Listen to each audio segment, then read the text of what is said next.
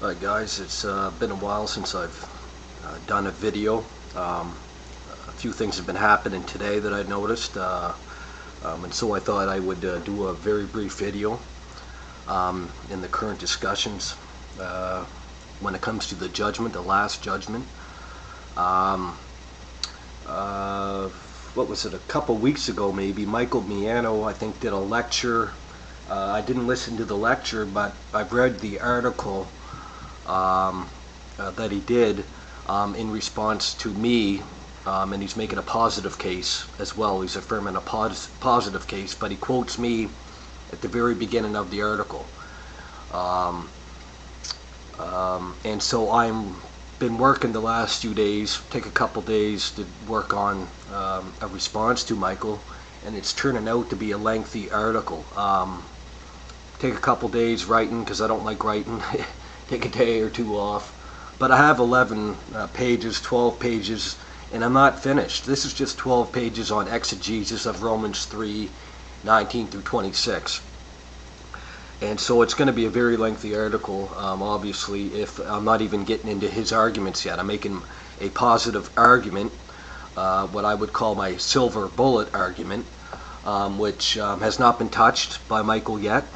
Has not been touched, and Don Preston did an article today on the Last Judgment, which I would think, as he forgot to tag me on it, but Barry Isaacs has tagged me on it, that it would have been a response to me as well, probably predominantly something I've been harping on the last while. And so, but something that troubles me is that my main argument has been neglected for months leading up to the debate with Michael.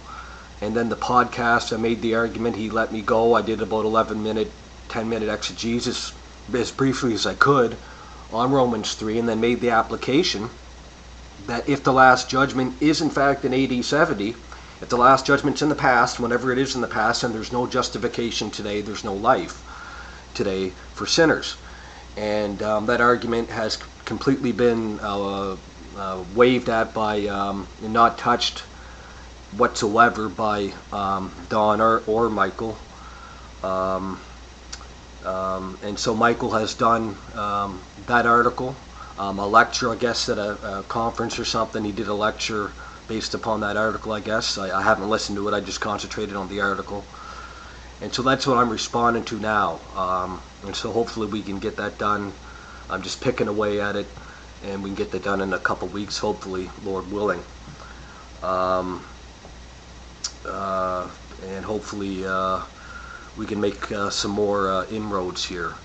But then Don, I was tagged to, did an article today dealing with Matthew chapter 11, Matthew chapter 12, Matthew 23, Matthew 25, 31 through 46, and Luke 21, which I would agree, with maybe the exception of his exegesis of Luke 21, 22, I would agree is AD 70.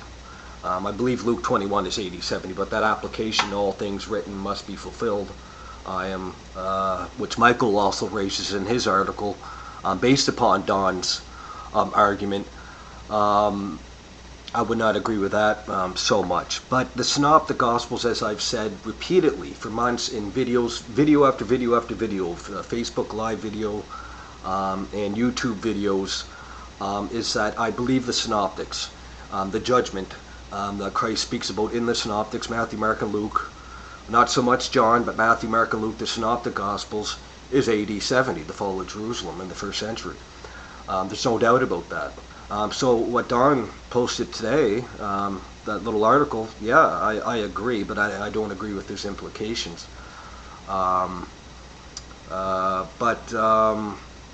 But yeah, that's pretty much the current discussions, and we have Michael tonight going to be doing a live feed. It's July 31st. Michael Miano, if you want to check out, he's doing a live video, I guess.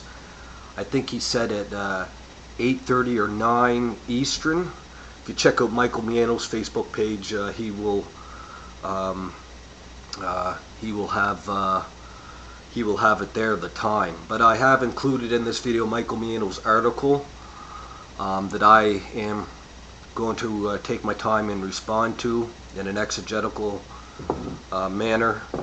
And again, yeah, some exciting stuff, and I am the one pushing the idea of the judgment, how there's problems with the full preterist understanding of the judgment, and now we're seeing Michael come out responding again and again, but not really responding head on with my arguments. But he is, he is coming out with material, and Don now today is coming out with an article, as I believe a lot of people have questions.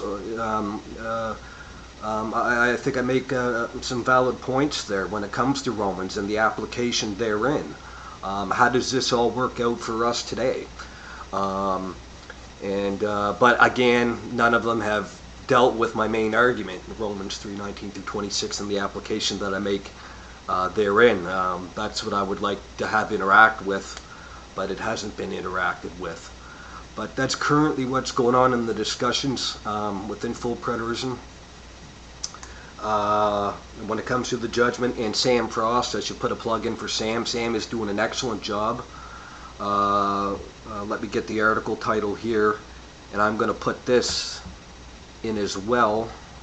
Let me get it up here, guys. I am going to give the links to Sam.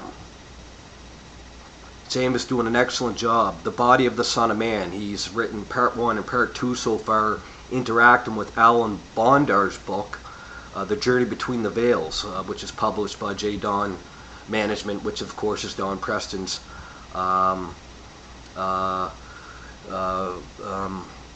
publication.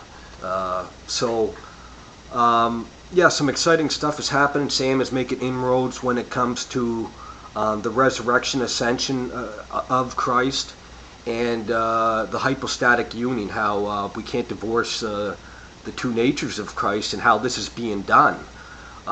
So not only would full preterism, and I'm being very kind when I say this, it is heretical for putting the past, the judgment in the past, so on and so forth, and the resurrection. And it would also be heretical getting into the Docetists heresy of the early centuries and whatnot, that they affirmed the deity of Christ, but he didn't have a human nature. Of course, this is what's being affirmed, and also that Jesus is dancing between the veils, between the holy and most holy place. And also what should be noted, and I will be responding when Don comes out. He's been working on this article for quite a while, amongst other things, as Don usually has a lot of projects on the go. I did a video a while back, if you want to check it out, if Don would read on, Hebrews 9:8 through 10. And I refute Don's position of the time of Reformation in Hebrews chapter 9. And so when Don comes out with that article, I hope to respond to him on that, and on his misunderstanding of that passage in Hebrews chapter 9, of the outer and inner tabernacles there in Hebrews chapter 9, and what the Hebrew writer is speaking about when the time of Reformation would be. And so a lot is going on, a lot of interaction with Don and Michael, especially Michael. But I have other studies that I'm doing as well, other things on the go. So I don't want to put all my eggs in one basket. And so hopefully, maybe after interacting a bit more, finish this article in response to Michael, maybe do a response to Dom when he comes out with his material in Hebrews chapter 9, which he has in his works as well, on his last book as well. I think he gets into Hebrews 9. And then maybe I can move on to other things. But of course, eschatology will always be a part of my studies. But there's other areas I'm trying to concentrate on as well, other particulars. But that's pretty much sort of an update, I guess, guys, as I haven't been on in a while to do a video or anything like that of what has been going on. But I will put in there the link to Michael's page and article that I'll be responding to, and the links to Sam Frost, his article, his two articles thus far on that matter of the body of Jesus. Okay, thanks for watching.